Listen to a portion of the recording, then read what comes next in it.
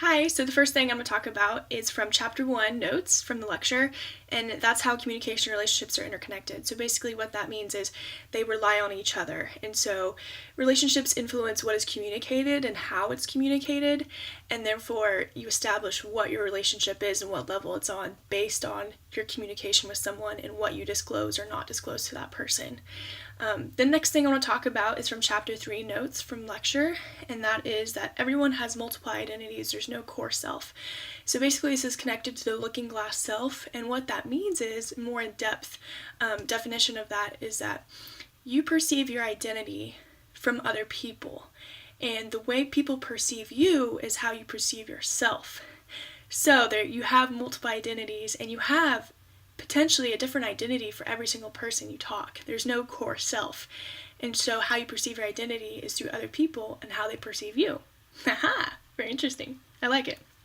So the next thing I want to talk about is from chapter 4, lecture, notes on how women and men communicate. So how their styles are different is that women tend to seek connection with people when they're talking to people. Men tend to establish dominance, more so of status and power.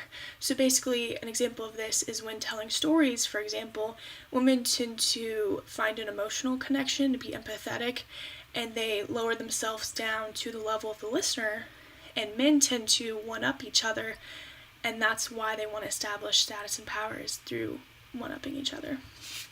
The fourth thing I want to talk about is from chapter 6, lecture notes, and that is ethnocentric bias.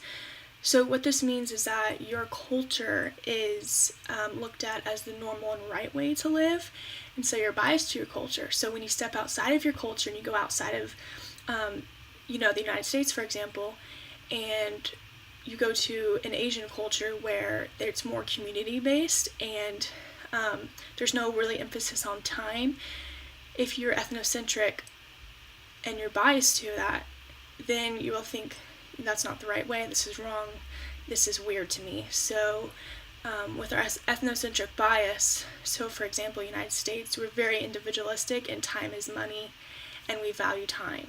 And so anything outside of that or disagreeing with that common agreement within the United States is looked down upon, and that's an ethnocentric bias. And basically, ethnocentric bias prevents us from being global citizens, I believe. So the last thing I want to talk about is family from chapter 9, Dr. Raffagetti's lecture, and basically that family is self-defined. There's no set definition of family. So how you do that is you maintain relationships in your family, and they evolve over time. So you always constantly have to evolve your family, and a family can be anywhere from your pets to certain people, your aunts or uncles. It's however you're self-defined. And I'm a bionuclear family, so I come from an extended family of divorced parents and have extended family as well. So, thank you.